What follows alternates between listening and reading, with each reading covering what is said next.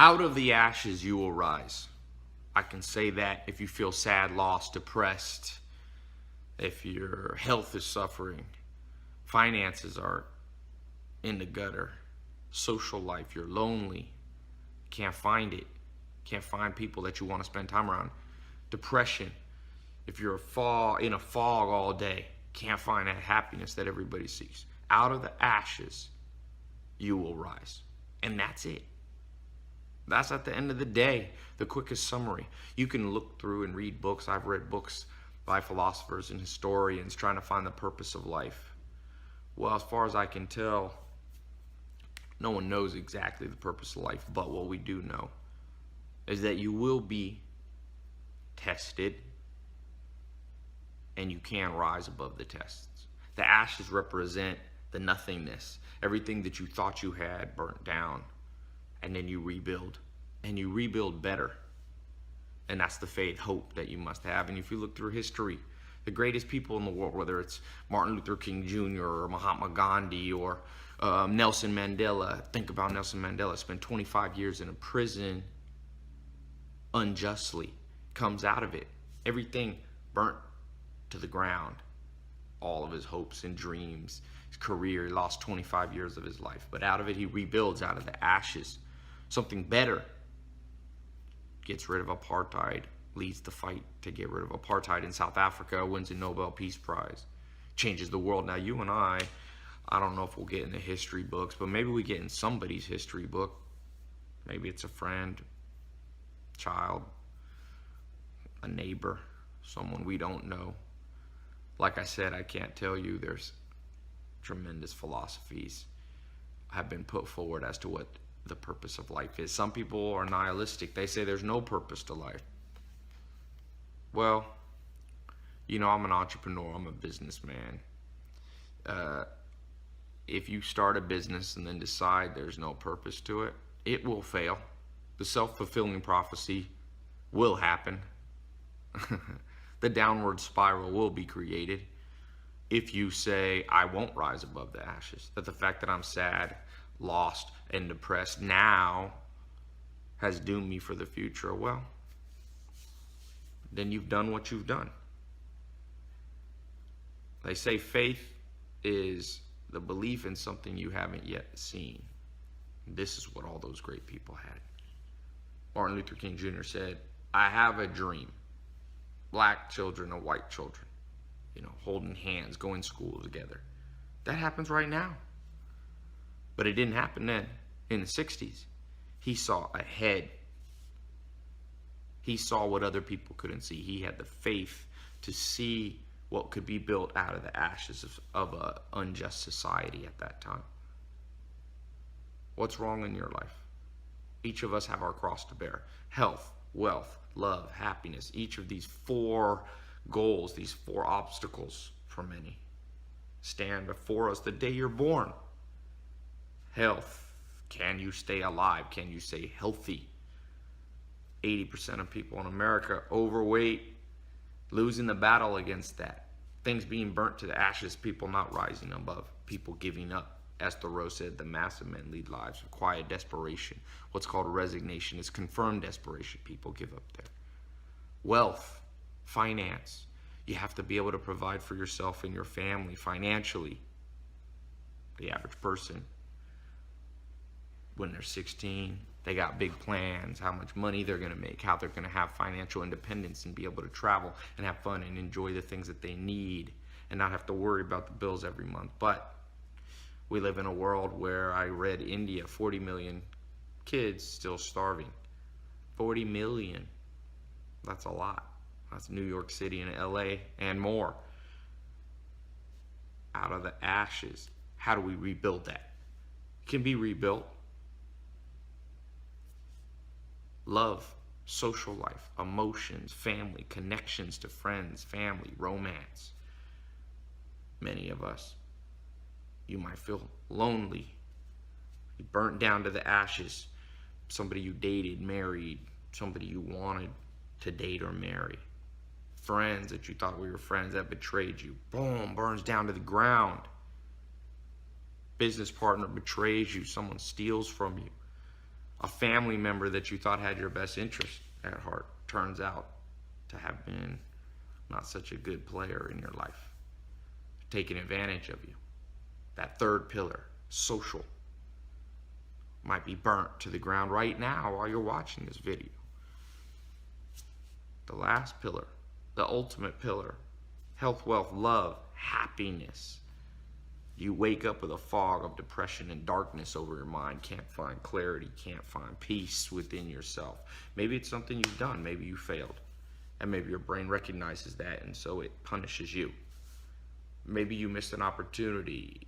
Maybe you're the one who messed up the social life and now you regret it. You regret losing someone, betraying someone, breaking up with someone, divorcing someone. So that fog has burnt down your happiness down to the ashes, down to the ground, and you feel you have nothing. You can rise above. People do it every day, and some people don't. And what separates the people who do from the people who don't? Well, I think it's a few things. I'm no absolute expert on finding your purpose, but I've spent a good bit of my life trying to figure out my purpose, studying mentors who understood, at some level their purpose. And you know what they told me? One of the best things someone ever told me was my second mentor. His name was Alan Nation. He said, Ty, you know what the definition of an entrepreneur is? Woo. The universe, my tripod popped out. Maybe it's a sign. Sign for big moment. Nah, he said to me, Ty, definition of an entrepreneur is somebody who remakes the world in their own image. I was like, what do you mean? He said, well, most people give up. Most people, society pushes on them their version of life. You see it in careers. People have a job they don't like. But somebody somewhere at that company is making money. That's why that company exists. So there's people working in mindless jobs, in a cubicle, in a job that they hate, in a dead-end job. And why do they do it? Because they're fulfilling somebody else's dream. Somebody has mind control over them. I'm not saying it's wrong to work for other people. Not everybody has to be an entrepreneur. But you have to feel like you have a purpose in your job. Or what's the point? Mind control. Bah, you see that. Now, what he was saying to me, well, the message he was trying to convey to me is that some people remake the world in their own image. What did he mean? I said. Alan Nation said, well, it's the image you have in your head of how things should be. And then it clicked. What he was saying is, you must be a creator. Now, if you're religious, I'm not talking about taking the place of God. But you have to create the life that you want out of the ashes. And the one beauty of the ashes, there's one beautiful thing about the ashes. When everything's burnt to the ground, when you're sad, lost, and depressed, and everything's at rock bottom, you get to rebuild from scratch. Meaning, you get to rebuild the exact and precise way you want the damn thing rebuilt. Let's say there's a house. You don't really like the house. You live in the house. It's kind of good, kind of not good. Well, it's a bitch to remodel an existing house because the structure's all built one way. If you want to change it the other way, sometimes people just knock the whole thing down. And if you're sad, lost, and depressed, it's been knocked down for you. So you could see it as a favor to you. The world's done you a favor. I know that sounds like a stretch, but it's not a stretch. You hate your job. You're sad, lost, and depressed in the second pillar of the good life, health, wealth, your finance. Well, now's your chance. Go knock it out of the park. Go work at a place that you want to work at. Go start a business that you want. If you're already making $0 or you're making $0 in a way that you like, you can't go below zero. Guess you can go in debt. But I'm counting debt as zero. Can't get much worse. Take a month, try something. Start a little side business. Rebuild out of the ashes. You've been dumped. You broke up with somebody. You're sad. I bet that relationship wasn't perfect. So now you've been granted an opportunity. The opportunity is to look back at the past relationships, the past people you dated or married, and go, what did I like? What did I not like? Now I will recreate a new relationship in the image of what I liked. And I'll leave the rest. Keep the best, leave the rest. If you had a business partner stole money from you, well, that business partnership is over. So now for the rest of your days, the rest of the days you have on planet Earth, you have an edge on everybody else. You already know what doesn't work. So you now go, I will write down, and I highly recommend you do it a little methodically, a little scientifically. Doesn't have to be complicated. Take a pen and paper, draw a list, put a line, pros and cons of that. The pros was blankety blank. The cons was they stole money from me. They had this personality trait that I could see it coming. They were a little greedy. They were a little selfish. Boom, boom. You start to write that out.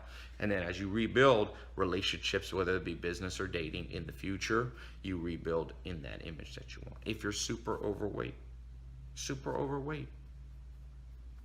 well, the most in shape people I've ever met. I had a bouncer. I used to own nightclubs in North Carolina.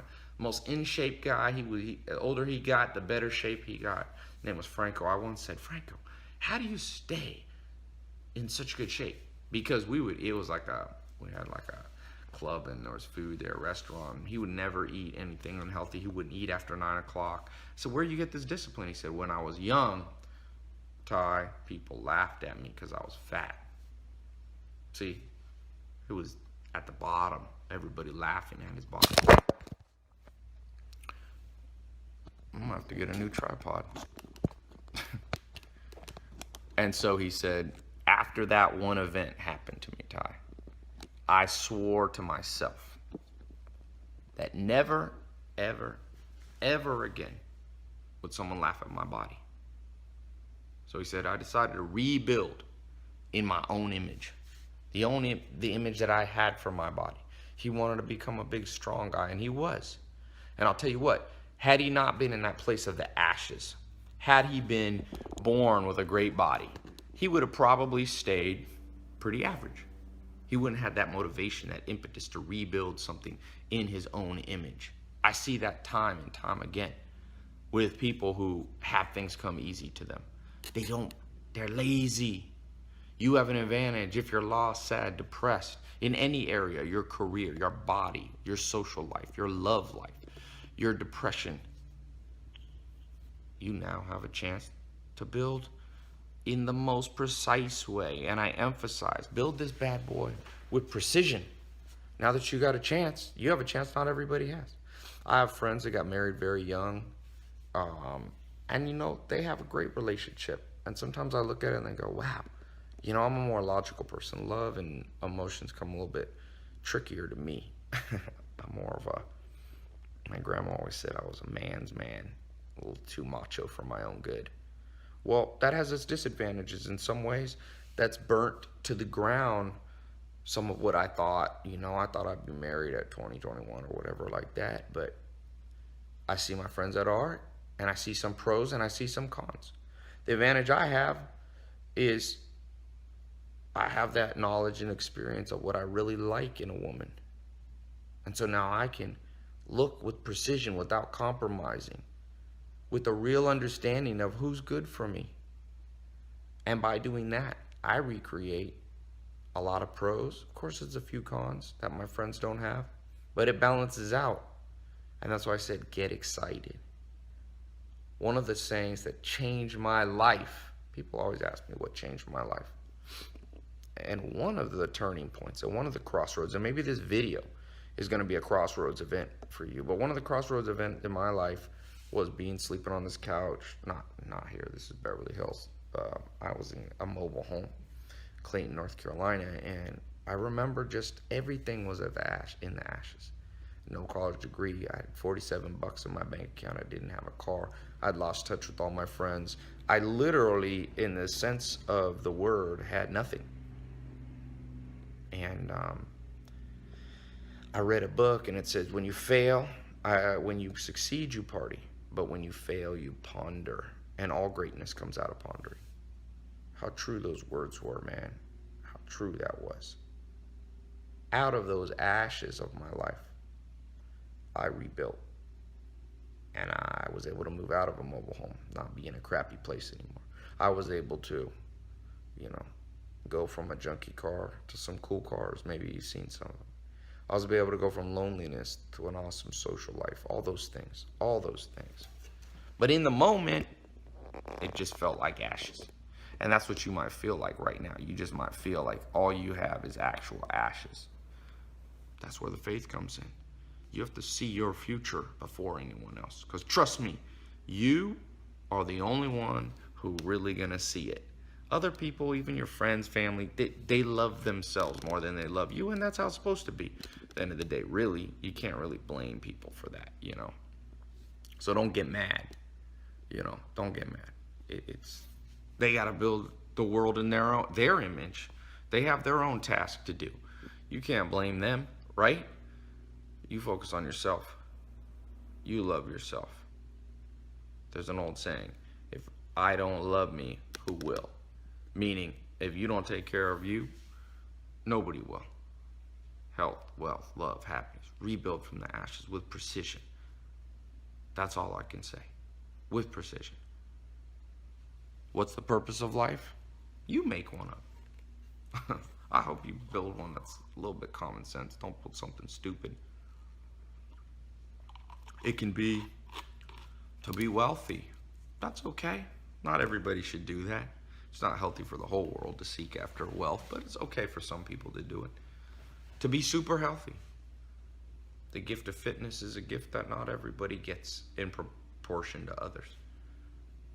To be a lover, to find true love and bring love into the world, whether it's through marriage or, you know, charity.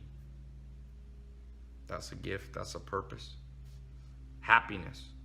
To be so happy that every person that comes in contact with you is left with this feeling that they never felt before. That could be a purpose. Or maybe you combine, maybe you're lucky you can pull off all four. Boom, God help you. You can get all four, man. Be my mentor. Be my mentor. I've seen people get all four. My first mentor, Joel Salatin, he got all four. Health, wealth, love, happiness. You know, he's like 60s, healthy.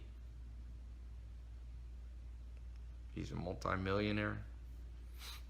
Love, friends, family. He's married to his high school sweetheart. He's got his children. He always told me, he said, my vision for my life is to have my children and my grandchildren all on my farm. He's a farmer. On my farm, and you know, my grandchildren playing around my feet every day, asking me questions, and he pulled it off. He told me that before he had grandchildren. He told me that when his son was only 12, 13 years old. Now his son gave him 3 grandchildren. Happy. He's a happy guy. He laughs louder and harder than almost anybody I know. He's a special dude. Not all of us quite pull that off. Just like not all of us could be Nelson Mandela or, you know, Mahatma Gandhi or whatever. But you know, you start acting with precision, you'd be surprised how much people underestimate what you can do. You'll be surprised. I get people who hate on me, and sometimes you act with precision. Those people end up, there's a saying I have, hustle till your haters ask if you're hiring. Those people become your biggest fans. You had the last laugh, you know? So, out of the ashes, you will rebuild. Rebuild. Rebuild each area. Sit down. You know, this is here in my bedroom here. This is like an area right here, these couches, these little couches here, where I can think. You gotta think. Like I said, I'm more of a thinker than a feeler. You might be more of a feeler, and I respect that. But you can do both. I have to learn to feel a little more, be a little more emotional. You might have to learn to be a little more logical. That logical approach is powerful, especially when it's combined with the emotional. You take those two, you have the 2 levers that can lift any obstacle. Emotion, logic. Logic is the tool, emotion is the motivation. Logic is the tool, emotion gives you the courage and the heart to do it, gives you the passion to lift that thing up. And I'll tell you, life and the ashes in society will rob you. It'll usually give you one and not both. If you're emotional, it'll let you have that emotion, but if you're too combine it with a little logic, people start to drag you down. I don't know why. If you're logical, vice versa. You got to get both going with precision. Precision's the logic, emotion brings the passion. Passionate precision, what can't you do? What can't you do? I think it's Elon Musk, the billionaire who started PayPal and Tesla and he's putting humans on the moon, Mars now. Actually, it wasn't him, sorry, it was Steve Jobs, Apple. Steve Jobs said in one of his final speeches before he died of cancer, he said, as you grow older, you will discover this whole world built by people not really smarter than you. A few things, nuclear fission or fusion or power, maybe that's people, but for the most part, it's just people who had passion and had the precision to rebuild out of the ashes. So I hope today, if you felt lost, if you felt sad, if you felt depressed, you'll remember that quote that got me off my couch. When you fail, you ponder, and all greatness comes out of ponder. All reinvention, all creation, all rebuilding comes out of the ashes, the failure. Now, I don't suggest you fail on purpose. In fact, resolve to fail less. Make this today that big crossroads event where it's like, boom, can't get worse than this. And it might not be in all 4 areas. You might be doing well in 1, 2, or 3. Promise you, there's one that's weak. Almost everybody I meet, unless you're like my first mentor, which I don't meet people like that for a decade. I would guess you're like me, and we have our one weakness area. Maybe it's your health. Your body just can't keep in shape. Make that your mission to fix. Make that your mission to fix. You must use your force of will to fix your weakest part. Now, you don't necessarily want to build your career on your weakest part. You want to build your career, like Peter Drucker says, on your strengths. But I'm talking about to round out and get rid of feeling lost, sad, and depressed. That usually comes because your brain recognizes, and you can't fix this, that something's wrong. That's what depression is for the most part. There's different versions, but for most of us that don't suffer with severe depression, but gloominess and cloudy brain and lack of happiness, it comes from your brain going, something's not right. You know, you look in the mirror, you feel a little sad and depressed, your body's telling you. We have what's called a DNA imperative. Our DNA from tens of thousands of years ago, hundreds of thousands of years ago, the memories and the whispers of your parents and your grandparents and your great-great-great-great-grandparents passed on to you through the DNA, child to child to child to child, parent to child to parent to child, on and on and on. This cycle goes and it whispers into our ear and it says, you gotta fix this. You can't be so alone. You can't be so broke. You can't be so out of shape.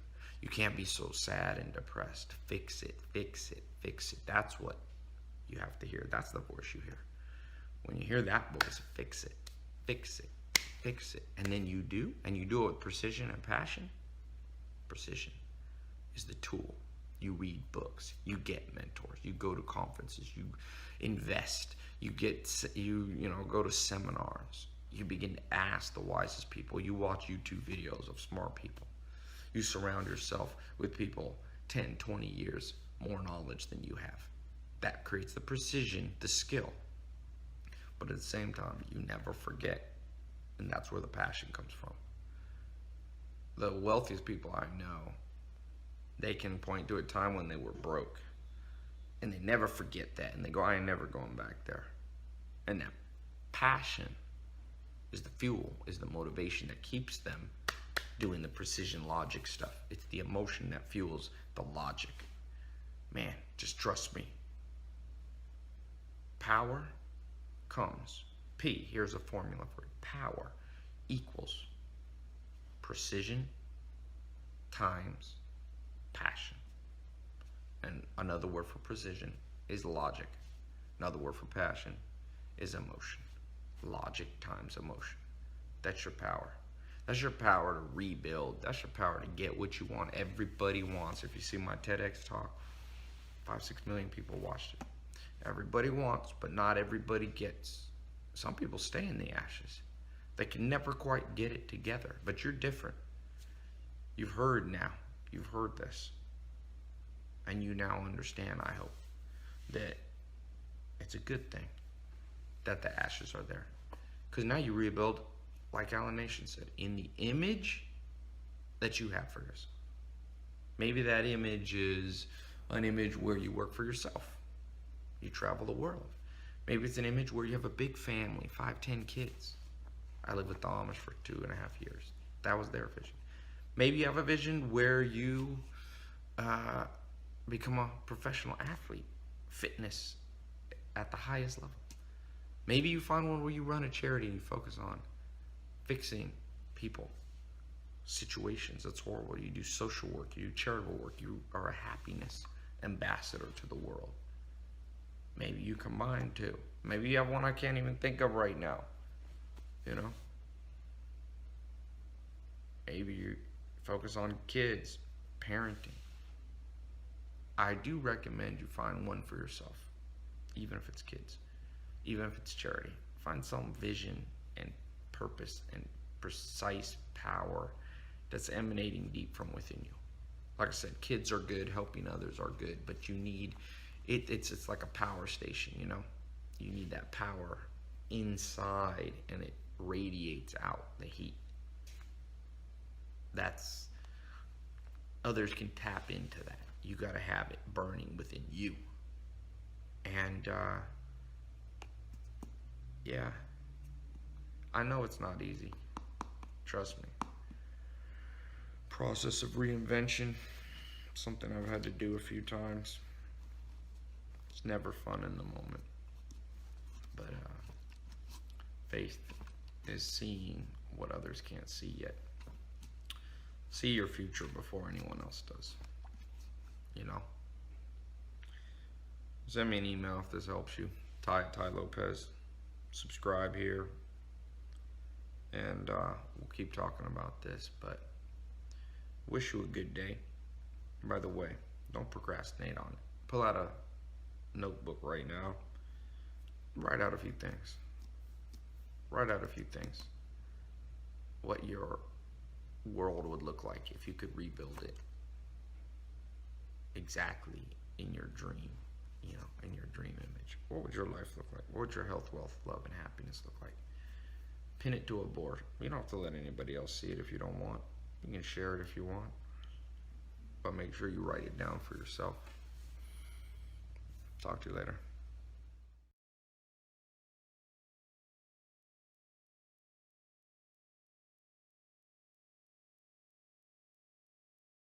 I myself have never lost a job, actually, because I've never had a job. I've always worked for myself, right? But I know a lot of guys who have lost their jobs, and some people close to me have lost their jobs. And so I have, oddly enough, paradoxically enough, I have a great deal of experience with the issue of what do you do when you lose your job. First of all, you can't be fooling yourself. You can't act in a way that's just like, oh, everything is going to be fine and not worry about it and pretend that reality isn't happening, isn't hitting you upside the head. Okay, you lost your job. It doesn't matter what. Maybe the company went belly up. Maybe they caught you stealing. Maybe whatever. It doesn't matter why you lost your job. You have to face it realistically and realize that your life is going to change radically from the very day that you no longer are employed. The first thing you have to do is deal with the money situation. The second you've lost your job, you have to say to yourself, I'm not going to get any more income. So the money I have right now, that's the money that's going to have to last me until I get the next paycheck. Not the next job, the next paycheck. Okay? So everything that is not necessary, you cut it right away. As soon as you know that you have lost your job or you've been given your notice or whatever, what you have to do is shut down the money spigot. You're making a decent wage, right? Let's just say for the sake of this conversation that you're making $4,000 a month, right? Or you were until you lost your job, right? And you're not really saving much because it's very natural, especially when you're young, to be living at the limits of your financial possibilities. If you're earning $4,000, there are very few guys who are going to be spending only $3,800 or less per month. Most guys are going to be spending $4,000 a month on all kinds of crap that they don't need, right? What you got to do is you just got to start cutting out all of the unnecessary expenses instantly. The gym membership, all the stupid crap on your phone, the apps and whatnot, no matter how trivial. I mean, it might be $5 a month. All of it, you cut it out. All of the things that are not essential. What are the non-essentials? Easy. Everything that is not shelter or food. Everything else is non-essential by definition, yeah? Shelter and food, that's the essential. And even those you can cut down. You're living in an expensive place, right? Well, why don't you just move out of that expensive place and go to a cheaper rental? I'm assuming you're renting, of course, okay? Whatever it is, you just have to hunker down on the money issue, okay? And insofar as your credit cards are concerned, right? If you can, the smart thing would be to start paying off your credit cards to the extent that's possible so that you have those available lines of credit if your period of unemployment lasts too long. Yeah, because you see, right now, you're going to have as much money as you will ever have during the period of your unemployment. By definition, right? If you lost your job yesterday, say, right now is as much money as you're going to have until the next paycheck, right? So now, pay off your loans, as much as you can, your credit card, what have you. And you have student debt, what have you, set aside that money to keep on going, but also, before you do that, see if you can get like a waiver or an extension on your student loans. Every loan that you have, be it credit card, be it mortgage, be it student debt, what you want to be doing right away is figuring out a way to have a line of credit in case something happens in the future and push forward all payments, okay? All payments of the big expenses, especially in the student loans. The student loans, yeah, you might be able to pay those $500 a month now that you have a job, but now that you've lost a job, it's going to be a lot tougher. You see what I'm saying? And so that's what you want to do, is organize yourself financially. I mean, frankly, each guy is different, but what you want to have is reducing your expenditures and increasing your available lines of credit if your period of unemployment goes much longer than anticipated. Now, once you got your money situation more or less in order, the second thing you have to do is tell people that you are unemployed. Yeah, because a lot of times, see, it's going to be your friends and acquaintances and your various social networks that will be able to help you find another job. Yeah, that happens all the time. A lot of times, people in your industry or your business will be able to tell you, hey, you lost your job here, but I know a job over there. Go check it out, and bingo, there you go, and you're all set, okay? You have to tell people that you're out of a job. And it doesn't matter how random the person might be. You tell them, and don't feel embarrassed about it, okay? Make a joke out of it. Everybody loses their job at one point or another in their lives, okay? And if you're capable and in your business you are perceived to be pretty good at what you do, you make it a point to tell the people in your line of work, in your business, that you are currently unemployed. And they are more likely than not to be able to point you in the direction of possible employment. I mean, especially if you're considered relatively good. You tell everyone. Don't keep it to yourself. Don't be ashamed of it. Okay, a lot of guys, they become unemployed. I remember knowing a couple of guys who had been unemployed for a long fucking time. And they just kept mum about it. They didn't tell anybody, right? And it was precisely because they didn't tell anybody, because they were ashamed of it, that opportunities did not present themselves to them. And they continued in their unemployment, for crying out loud. Pointlessly, needlessly. No matter how random the person, no matter who it is, you got to tell people that you're unemployed. And more to the point, and this is the hard part, by the way, you got to go out there and make yourself known to people. You got to reach out to as many people that you know. You know, everybody in your phone contact list or whatever. You got to reach out to all of them. okay? Touch base with them. Tell them that you're unemployed. Don't make a big to-do about it. Say that you're looking and all the rest of it, but tell them. Because what happens is that this period of unemployment that you're having, this is the golden opportunity to touch base with the people that you might have been neglecting because of your work. And precisely because you are touching base with all these people that you know, something might pop up. The third thing you have to do is, like Jordan Peterson said, clean up your room. Yeah, before you actually start looking for a new job, okay, the first thing that you should do, insane as it may sound, is to clean up your room. Yeah. And I know that it's Jordan Peterson's line and all the rest of it, but you'll find that what happens is that a lot of times that you're working really hard and things are going really well in your business or your career, what have you, right? And the mess in your personal life, in your house, your apartment, what have you, it just builds up, dirty dishes and half-empty coffee cups and whatnot, right? And you're not doing anything to clean it up. Well, now is the time to do it, okay? Now is the time to clean up your whole apartment and throw out the crap that you don't need. Treat your unemployment as a time for spring cleaning, to clean out all the junk in your apartment, to spritz it up, and everything that is not essential, throw it out. Yeah, of course, I mean, you're in survival mode, right? You're in survival mode, and so you got to survive, and you got to cut out all of the non-essentials. And cleaning out your room, dumb as that may sound, it actually helps you. It helps you to clear out your mind, okay? You are getting rid of all of the distractions. And grit your teeth, and for a solid day, just go through your entire place, throwing crap out, throwing all that which you do not need. You'd be surprised. You'd be surprised how much junk has accumulated in your life. You'd be surprised how little you actually need, and you want that because you are in survival mode. If you're unemployed and you don't know where your next paycheck is going to come from, and you have limited resources, you gotta start cleaning up house as soon as possible and recognize that which is essential. That which is essential and that which is not necessary. The not necessary, to the waste bin, to whatever. eBay it, throw it away, whatever you need to do, get rid of it. And if you can throw away stuff and get some cash for it, even better. You'd be surprised, throwing out all this junk that you've accumulated, right, will make you feel lighter. It'll make you feel lighter and more to the point. See, if you have all this crap in your life, it'll start like drowning you in a weird way. In my own case, it's happened. In my own case, a few times where I went through some rough patches and things were looking really crappy for me, right?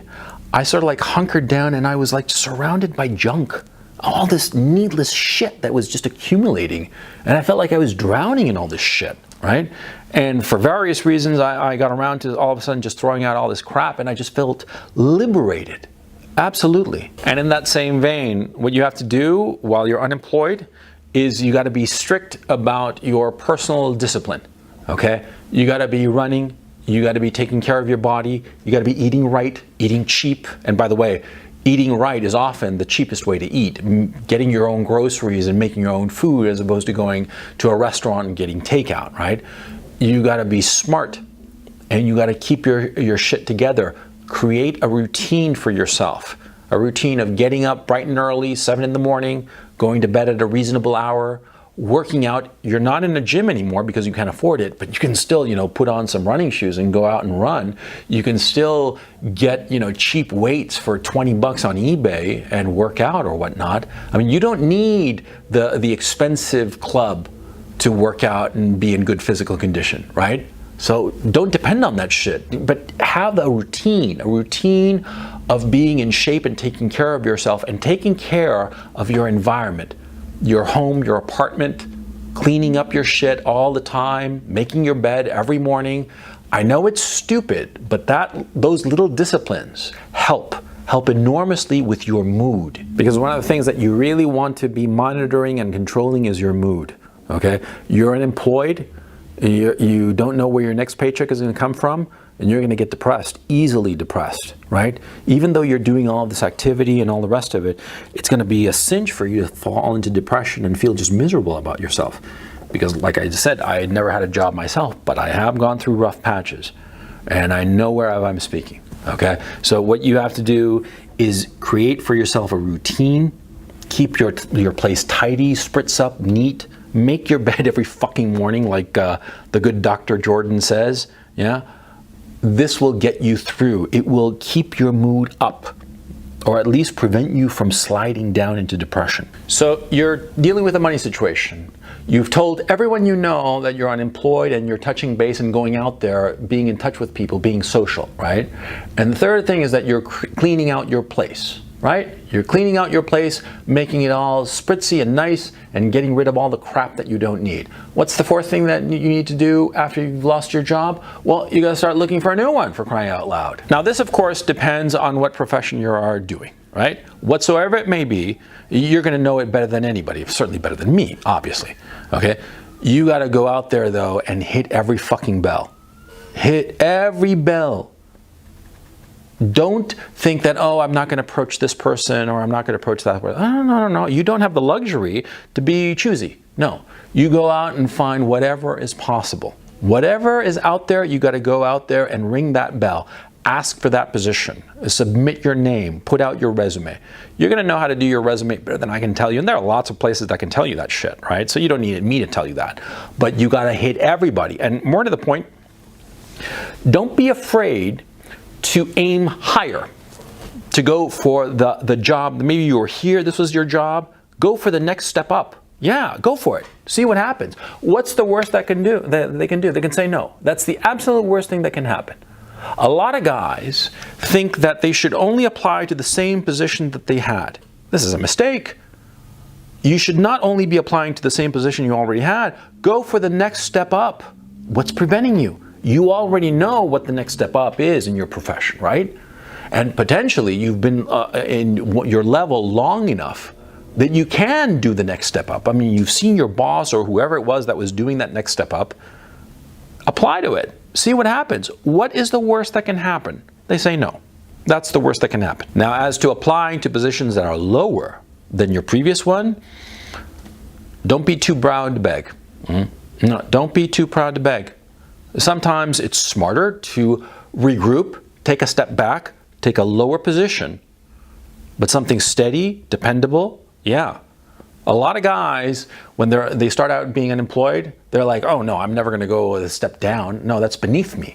Yeah, but then 4 months later, 6 months later, they'd kill to get that lower position, but they've been out of the game for so long that nobody wants to take them at the lower position or even the position lower than that. Yeah, because sometimes what happens, and this is a terrible thing, you're unemployed long enough and people don't really want to hire you. They start smelling you and they think to yourself, you know, this is rotten cabbage. This has been out for too long. I don't want to deal with this person. Yeah. That happens all the time. Yeah, I know a guy close to me, yeah? And this guy, very capable, but he was unemployed for over 2 years and nobody wanted him. And frankly, it was some kind of miracle that he got a job after 2 years of being unemployed.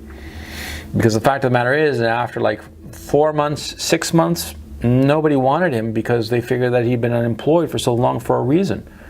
And this guy, he was very stupid in a lot of ways. He refused to take a position lower. He refused to do any kind of business or any kind of side action or what have you. He insisted that he could only get this kind of position, and so he waited and waited and waited, and over 2 years passed before he finally got something. Yeah? And he was a lucky son of a bitch for having gotten that job after 2 years plus of being unemployed, right?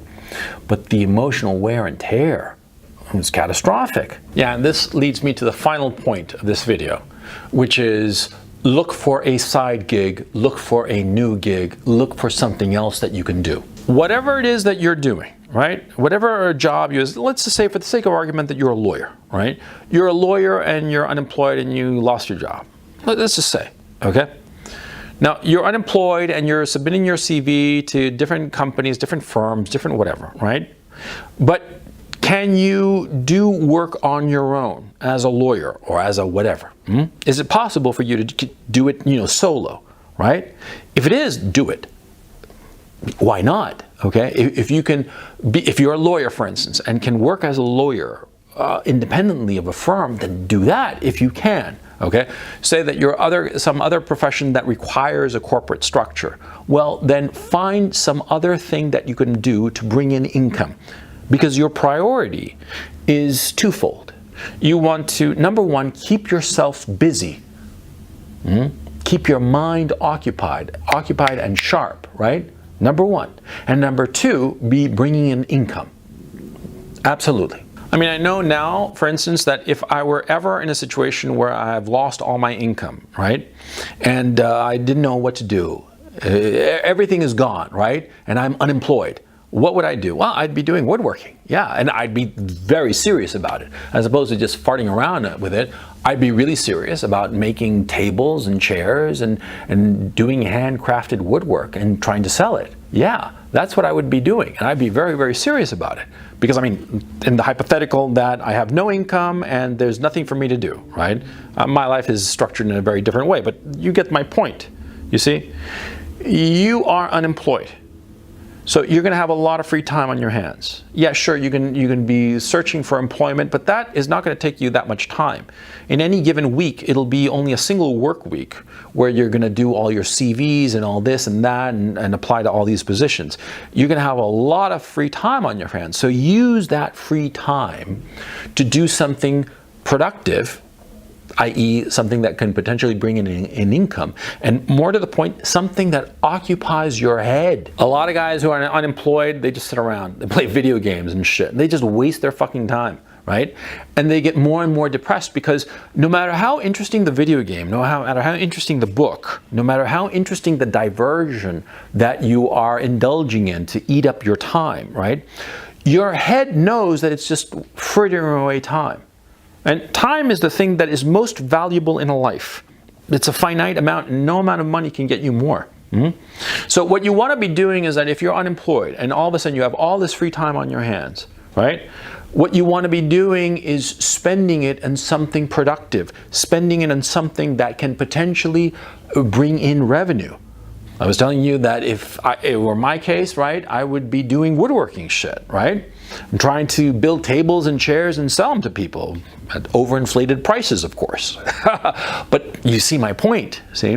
You want to be occupying your time with something productive, not on video games, not even on reading. I mean, you guys know that I'm a big reader, and I'm big on reading 50 pages a day and all the rest of it. Yeah, sure. But see, even that is not productive, okay? I mean, I know where I speak because there have been times when, like I said, I've been between projects, things have been sort of like stuck in my life, professionally speaking, and so far as money making is concerned, and I've been just sitting there stewing, waiting for things to happen, and it's been a misery, and I decayed.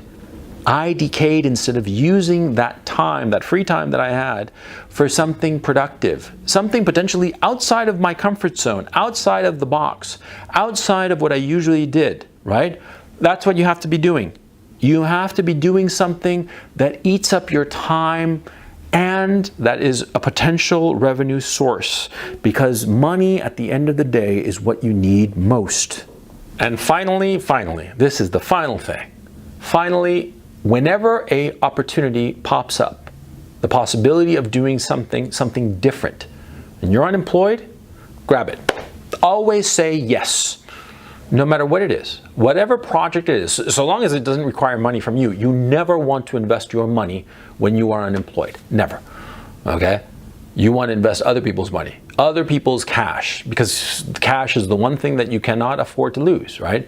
You're unemployed, you say yes to any opportunity, any situation, you say yes. And even if you might suspect, even if you're pretty confident that's going to be crap and it's not going to work out, even to that you say yes, because the experience, and then just getting out into the world. And you'd be surprised, a lot of times just the act of getting out into the world will create opportunities for you. So do not say no to any opportunity. Anybody says that, oh, there's a chance of doing this or that, you say yes. I mean, frankly, what else do you have to do with your time? Losing a job is a terrible thing. Losing a job is a terrible thing because it makes you feel worthless. You have a job, and a lot of times, for a lot of men, you know, their job is the embodiment of who they are. They derive their value their sense of worth, social worth, from their job. And to lose a job is not anything to be taken lightly. To say, oh, he lost his job, big deal. A guy who's in his 30s, in his 40s, in his 50s, loses his job, and it's like losing 2 limbs. Yeah, it's no joke, and it's something to handle, and it's something that's really, really difficult. Really difficult to handle because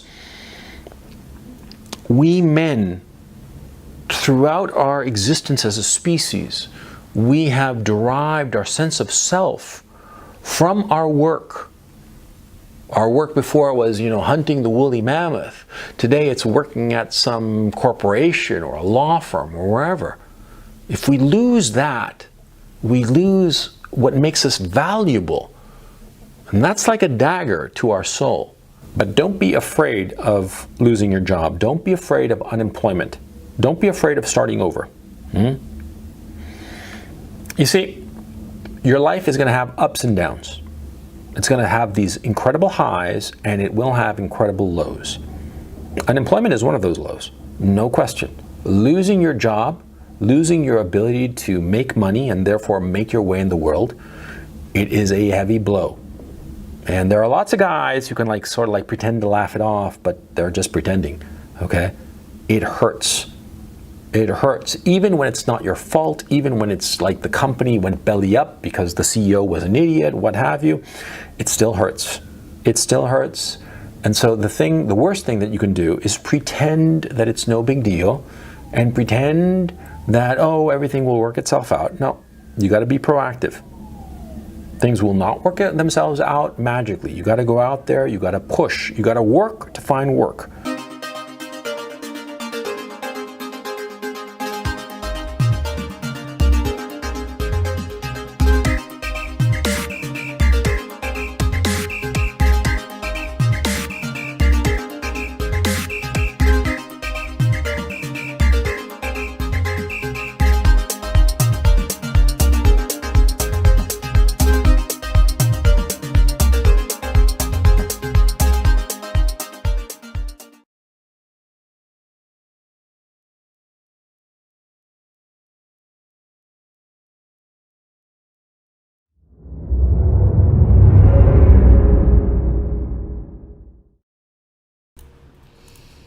Okay, hello everyone. It's Anthony from the trading floor here in London at Amplify Trading. Very fortunate to be joined by our head of trading, Piers. Just to give you a quick introduction, what this short session is going to entail is that here at Amplify we have a mixture of we proprietary trade, so looking at the futures market in a multi-asset environment. So things like what's going on at the moment with Brexit and trade wars is great for us in volatility. But we also take people who are new to markets, and one of the reoccurring most common themes here is about new people who are trading, even those who are experienced, and about how they get used to the idea of becoming comfortable with loss, and also this idea of a loss of confidence and getting back into the market and regaining that kind of composure and so on. So I thought there's no one else better at all that I know, having known Piers for the best part of 15 years, something like that, and having him traded for even longer than that, to talk you guys through maybe some of these ideas about how do you get over a big loss, for example. So yeah, let's start with the big question. How do you get over a loss, Piers? Well, yeah, good question. And I think obviously trading is an incredibly difficult skill to master, and certainly one of the big hurdles in that is dealing with the fact that you're going to lose money, and it's just part of the deal. And I think ironically, I think you've got to learn how to lose money first before you can actually learn how to make money. So I thought I would actually go extreme and use the example of my worst ever loss. Right. In my career. This is like the opposite of what most things you'll read on the internet are, which is about my biggest ever trade. But I think this is the whole thing. It's really important to understand the opposite side. Yeah, biggest ever loss. So I think I'll just kind of briefly talk about how it happened, but then more about how I felt and emotionally, and then actually flip it on its head and in the end talk about how in many ways it was, even though it was my worst day, perhaps in many ways it was my most valuable day from an experience point of view. So the biggest loss was 35,000 euros, and I was trading German government bonds at the time, and I was trading the 2 year and the 5 year. So I was trading the Schatz and the Bobble. Yeah. And one of the strategies we used at the time, not so much now, but was a spread trade where you're essentially long one and short the other one, and so it's a hedged position. Yeah. So for most, so really my error came in my my failure to hedge my risk. Now, if to kind of put it into the context of an outright trade, if you're just trading one market, what happened was really the equivalent of me not putting my stop order on, if you like. So what happened was I bought 1,000 Schatz, so 1,000 2-year government bonds, and I was supposed to be selling 400 Bobbles, okay, to create my spread. So in a spread trade, you're hedged in that you're kind of market neutral then. So if an event occurs out of the blue, then both markets will move in the same direction, and you're making money in one, but you're losing in the other, and they offset. Yep. So actually, what the spread trade is about trading the changing shape of the yield curve, if you like, but you're market neutral in case any event occurs. Anyway, so I was long the Schatz, so I needed to sell my Bobbles, which is my hedge, my risk.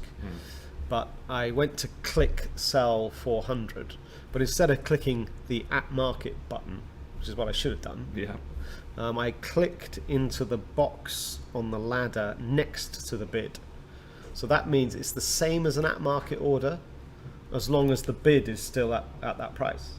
But the split second I clicked, the bid flipped and became the offer. Right. And so my order didn't get filled, and it went onto the order book as a sell order. So I sat there with my 1,000 long Schatz and my sell order unfilled. Okay, and what I should have done was then immediately sold 400 at the next price down, but I didn't. I was angry that I literally a split second late, and I missed it. And 400, just taking one price down, by the way, that's 4,000 euros worse off. So 400 contracts, 10 euros per contract. So taking that would have been a 4,000 as a split second, and now it's going to cost me 4,000, and I didn't accept that, and so I waited. Like 5 seconds, 10 seconds. I was waiting to see if my offer would get filled, and I'd get the price I wanted, but of course I didn't. And then it flipped down another price, and then another price. So I'm left long with no hedge. So if that's when I said my stop order, that's kind of what I mean. I didn't get my risk covered. So so in the end, I dealt with this badly. I thought right, forget about the stop, forget about the hedge. I'm just going to try and get out of my long 1,000 Schatz without losing money now. So I put an order to sell, because that had flipped now. So the price I'd bought at is now the offer. So I thought, so that I'm going to try and scratch this. So I put 1,000 in to sell at the price that I'd bought, waiting on the offer, didn't get filled, flicked down, and then down. And then in the end, I got out of it like 5 minutes later, maybe 10 minutes later, 5 to 10 minutes, and I'd lost 35,000 euros. And nothing happened. It's not like my biggest loss was off a major market shock event. Really, nothing was happening. It was just my failure to manage that risk that escalated.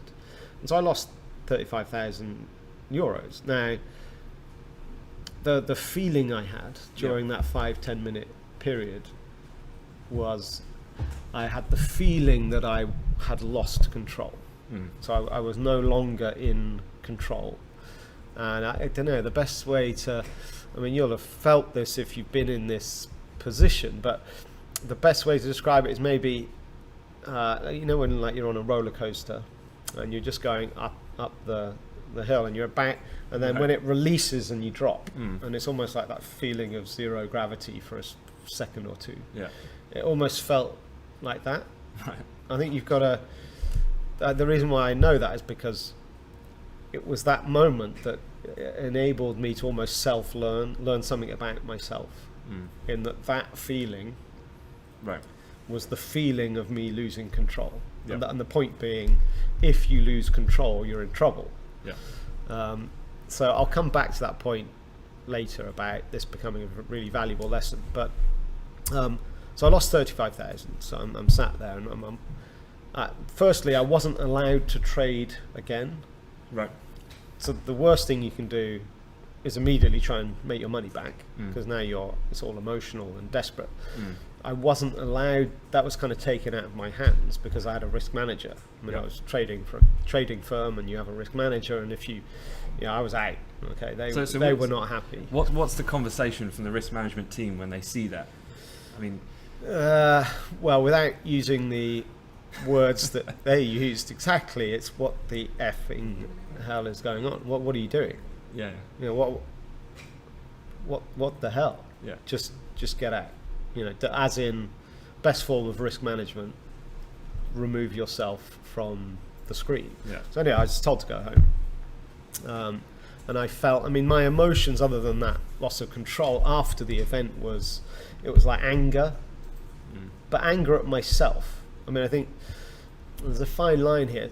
Some people deal with loss by projecting their anger and blaming something else, which I think's very unhealthy. What a lot of traders used to do to me. Yeah. Right. As the analyst. And so some people will, you're never wrong. You know, it's something else that's happened Yep. that you can blame it. You know, the last person you want to blame is yourself. Yeah. And so you project that onto other things. I never really was like that. So I was angry at myself. So it's like anger and frustration. But then it shifts to something way more than that, I think, like guilt.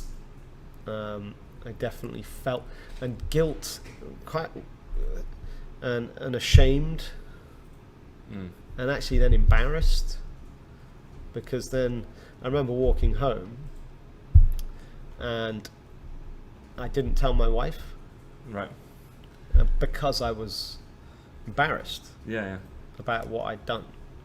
And actually, you know, So she's not going to watch this video and go, yeah, you owe me 35,000. well, in the end, it turned out to be very positive for me, Yes. this experience. Yeah. But definitely at the time, I was literally there. I was So, ashamed. so did your family pick up with that? Like, you must have changed, like, for a period, or not? I think I'm not very.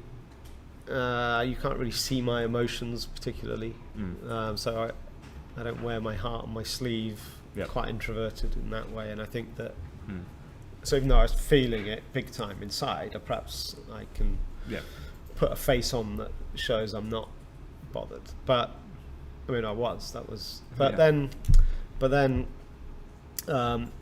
then it's about, you know, once you're in, once it's done and you're at home and right, feeling embarrassed and ashamed, and it's then about the task ahead. And I think what some people, I think personally, the wrong way of the way forward. What's the next step after this has happened? Yep. I think the wrong approach is to start thinking, right, how do I recover from this? I've got 35,000 euros I now need to make back, and like being daunted by the mountain that you've now got to climb just to get back to where you started. Because I think if you go down that path of thought, then you're just you put yourself under too much pressure. You're most likely going to continue to be emotional about what happened, and then normally when the emotions run hot, it's more likely you're going to be irrational and you're going to make bad choices. So for me, it was about what's critical with dealing with loss is dealing with loss by accepting that it's happened, understanding you can't go back and change it. You can't get the money back. It's gone. So, but it's about, accepting that, and then just moving forwards. And it's very easy to say that. It's very hard to actually be okay. Just have closure with that event that's happened. Now I need to move forward. I think for me, one of the best, I mean, I said I didn't tell my wife, but one of the best, when I was trading, my best years were actually when my kids were really young, like when they were, like, had a 6-month-old and let me think, like a 2.5-year-old, right? So you got a baby and a terrible twos. Yeah. And I'd get back to the house and my wife's like, "Here you go. Here's the baby that's been crying for the last 4 hours. Where have you been? Your turn." Yeah, that's my life now. Right. So, but my point is that then you've got an entirely different environment to have to concentrate on, and obviously your 6-month-old doesn't care that you messed up your risk management and lost 35,000. They need the nappy changing. So it's quite a good leveler, and I think for me it was a great. I purposely didn't talk to my wife much about my trading. Yeah, see, on that point, I've bet a lot of the traders that I've ever met, they all, I don't think I've ever met one that doesn't say that, where, and I know everyone manages their relationships with their partners differently, but all of the traders I know say they never talk about trading with their partners. Because they just don't want to involve them in that. I mean, it's okay, like you said, for you to deal with that anger and frustration or disappointment, but then it's almost like they don't want to burden their partner with it. Yeah, in some sort of sense. So for me, I think it's purposely not doing it so that I have two very separate environments. Yeah. So that I can be in one, which is at home, and it having no connection to markets and my trading and my P&L, having that separation. Also, I think it's really hard for someone to understand. Yeah. If you're not a trader, it's very difficult to understand the emotions that go with it. And so I think it's hard for a third party who's not a trader to really be able to help and sort of engage on that. So, so for me, that was, the way I dealt with loss was to get to my safe environment, if you like, outside of markets and trading, and get on with the changing of the nappies and all the rest of it, and then just deal with it, but always with the knowledge that tomorrow morning I'm going to be back at my desk, so I'm going to have to at some point get back on the horse, if you like, but my P&L's zero.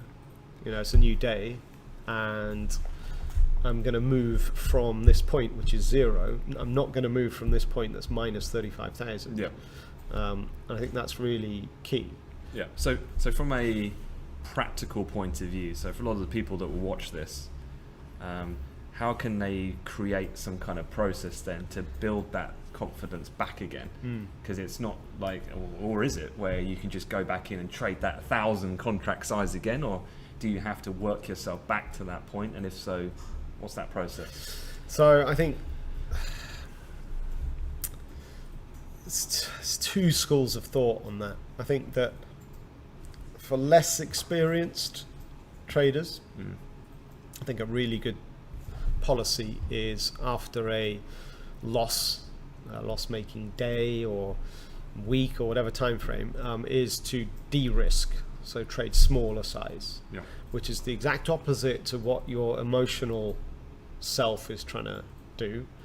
Because you'll often see some traders, they've lost money and they're desperate to make it back, so they increase their size to try and make it back faster. That's your death warrant.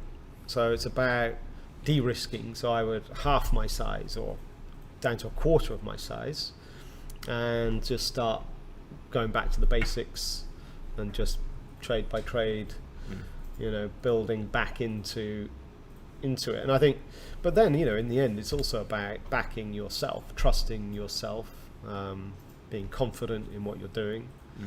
And here where inexperience is tough. Like for me, when I had that bad day, I'd had a few years, I can't remember now, maybe 3 years under my belt as a trader. Yeah. 3 years of, consistent Yep.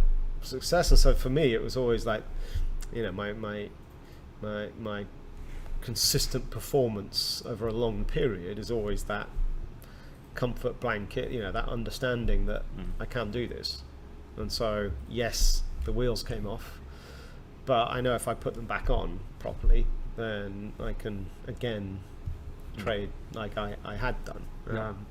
But I think but if you don't have that experience to draw on for confidence, then de-risk and go back.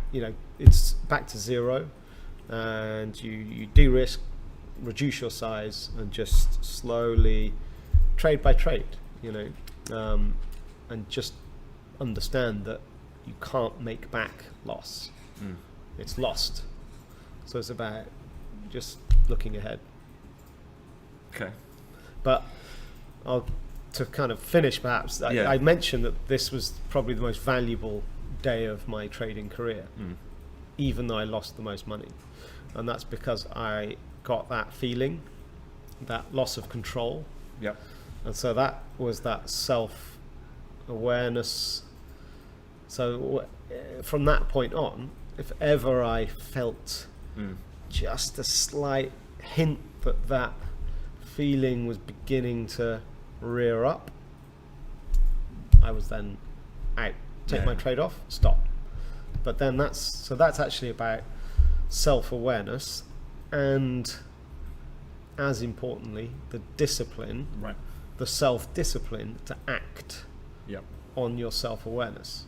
Right, and then that's if you read any trading book, you listen to anyone who's traded for a long time in the markets, that's like the recurring word, I would say, that you hear in many different ways. Yeah. But I guess a good way to For a finish reason. then, for a reason, is discipline. So, well, look, let's we'll end it at that. Thank you for your time. Pleasure. I know you're a busy man, but obviously we're going to publish this onto our YouTube channel. And what I'm going to say to any of the people watching this video, if you do have any questions for Piers, feel free to leave a comment on the video itself. And then when he gets a bit of time, perhaps next week or two, I'll get him to reply to people. So absolutely feel free to discuss in the community. It'd be great to get some comments on the video. Otherwise, don't forget to subscribe to the channel as well. We do updates every day and a week ahead strategy report, which we'll cover on a Monday morning. But otherwise, thank you, Piers. Thank you. Thank you for watching, and have a great weekend, and we'll see you again soon. Thanks very much.